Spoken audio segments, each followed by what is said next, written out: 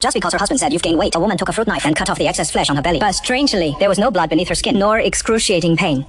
It was effortlessly peeled off. Looking at her flat abdomen in the mirror, she smiled with satisfaction. Then she turned her gaze to her double chin. She pinched that extra flap of skin and brutally removed it. At this moment, she had no idea that in the real world, she was already covered in blood. The sliced skin and flesh hung loosely on her body, like a tattered doll that had been stitched back together. Welcome to the first episode of the Year of Divorce. Simply put, as our first work of the year, this 2019 release of the new version of Queen of Black Magic will definitely be a feast for your eyes, because not only are there really ghosts in the film, but also plenty of bloody and gory scenes. Even while editing the footage, I had to change my pants 5 times just to get through it. So teeny babies, call your bravest friend nearby and watch it together. Alright, enough talk. Let's get to the main feature. The story takes place on a weekend. The male lead, Hanif, along with his wife and 3 children, is driving to an orphanage in the countryside. Hanif is an orphan who was raised by the director of this orphanage since childhood. A few days ago, he received a call from a childhood friend saying that the old director was critically ill and about to pass away. He wanted this group of once favorite children to come back and see him one last time and discuss some matters. Ouch, that hurts! This sudden loud noise interrupted their conversation. Hanif immediately got out of the car to check. He found a deer lying dead in the sugarcane field on the roadside and killed. Luckily around here, the death of a wild deer wasn't a big deal. He secretly sighed in relief, then got back in the car and continued on their journey. But he didn't notice 2 fatal details at all. First, on the body of this deer, it is already covered with flies, which means it had been dead for a while and definitely not hit just now. Second, in the ditch, on the other side of the road, lying quietly wearing an orphanage uniform. Little girl with black oil over her face. What he hit just now was not a deer, but a living, breathing person. Upon arriving at the orphanage, the Harry family meets up with Maji and Masao, the caregivers who stayed behind. Meet up with Maji. Maji was also born in the orphanage with a rather reserved personality. As for Masao, half of her face is severely scarred from burns. Later, 2 more of their childhood brothers arrive with their wives. Third brother brings along his wife, who suffers from severe OCD and a paranoid delusions. Fourth brother arrives with his wife, who is deeply depressed and extremely anxious about her figure. This group of former family members reunites, but the atmosphere carries a strange vibe. After a brief exchange of pleasantries, the adults head upstairs to visit the barely alive old principal. Meanwhile, the children explore every corner of the orphanage. The youngest, the son Hach, is quite a curious one. By chance, he's drawn to a heavily locked green iron gate in the orphanage. Curly, the resident boy, and Little Ann warn him. You better not touch that door. Rumor has it that 25 years ago, a female worker named Mira suddenly went mad in the orphanage. She claimed demons had kidnapped her beloved girl. The adults thought Mira was insane. Some even suspected Mira killed Muni herself, so they locked her in that room. In despair, Mira repeatedly smashed her head against the iron door every day until she eventually died right behind the door. Since then, the room has become forbidden ground. It's said to be filled with her vengeful resentment before death. But this story doesn't scare Hach away. It only fuels his curiosity even more. Not long after, he was looking through an old photo album and found that all the pictures were placed upside down. One of them folded deliberately in half was a photo of Mira and Jasmine together. Uncle, who is that?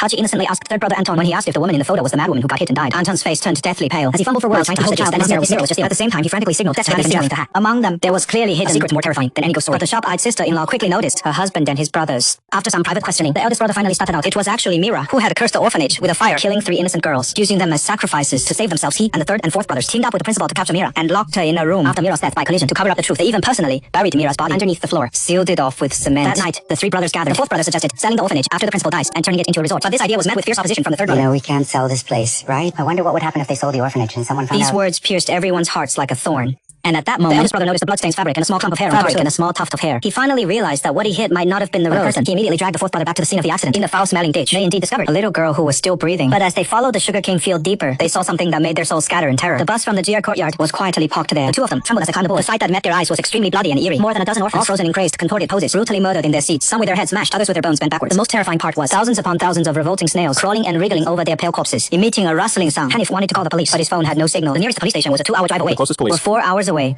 They could only take the injured little girl and return to the orphanage first. What the hell are you doing? Go check the back of the bus. Upon learning what happened, third brother didn't panic too much. He volunteered himself, determined to drive to the police station to report the incident and to take some photos of the bus as evidence on the way. But once he left, he never came back. After arriving at the sugarcane field, he directly boarded the bus.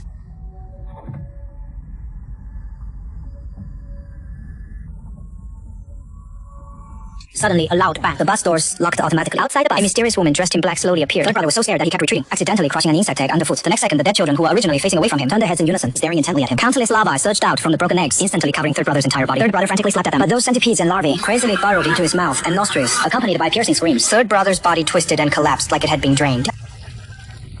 Third brother's death completely shattered the original calm. A long-planned revenge officially began. Inside the orphanage, supernatural events are erupting everywhere. Clear water flowing from the faucet turns into thick, sticky blood. Headless dead chickens drop from the ceiling. But this malicious grudge understands human nature too well. It doesn't kill directly. Instead, it infinitely everyone's deepest obsessions and fears, making them destroy themselves. Terrified of gaining weight, fourth sister-in-law, who suffers from severe depression, in the living room, sees a fruit knife and an apple on the cutting board. Fourth sister-in-law stares obsessively at the mirror. In her hallucination, she sees her waist covered in layers of greasy fat. Rage and disgust surge through her. She raises the knife toward her own belly.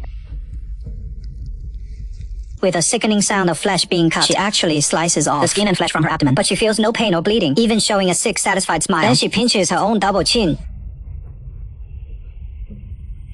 By the time the teacher finds her, she's become a blood-soaked, flesh-torn snowman figure, collapsed in a pool of blood unconscious. Hanif! Just... Meanwhile, third sister-in-law with paranoia, always thinking she has rashes, afraid of insect bites, suddenly starts coughing violently. She clutches her neck in agony and vomits a mouthful of old blood onto first sister-in-law's face.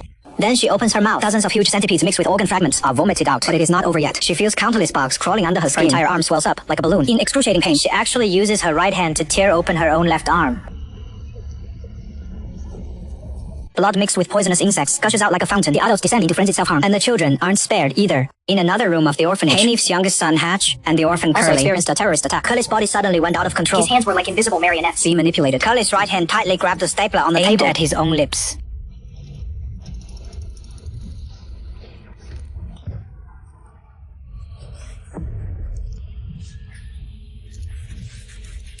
The sharp staple pierced through the flesh, completely nailing his upper and lower lips together.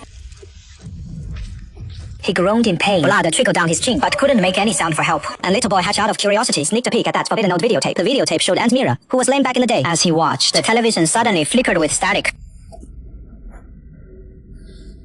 In the reflection, that limping woman actually appeared behind Hatch.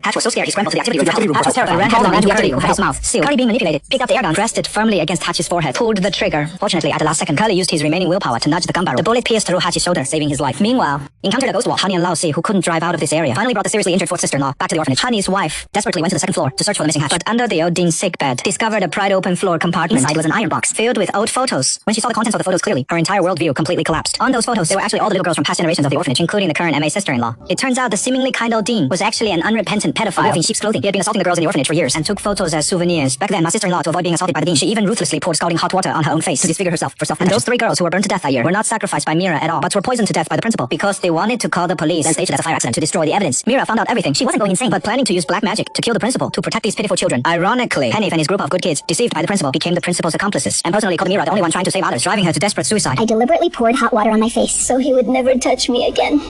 At this moment, the little girl knocked down by Hanif woke up.